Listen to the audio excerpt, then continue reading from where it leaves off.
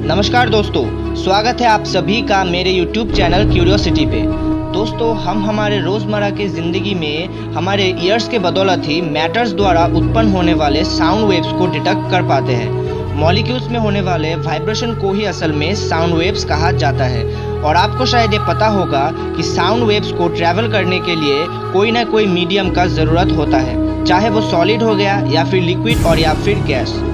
लेकिन आज मैं आपको यूनिवर्स के कुछ ऐसे चीज़ों के साउंड सुनाने वाला हूँ जहाँ पे साउंड वेव्स प्रोड्यूस होने के लिए कोई मीडियम ही मौजूद नहीं है। और ऐसा सिर्फ मुमकिन हुआ है आज के मॉडर्न साइंस के बदौलत, जहाँ पे हम हमारे यूनिवर्स में मौजूद चीज़ों के रेडियो वेव्स को डिटेक्ट करते हैं और उन्हें मैकेनिकल वेव्स में यानी कि साउंड वेव्स में कन्वर्ट करते हैं। तो आइए चलिए आज का वीडियो स्टार्ट करते हैं।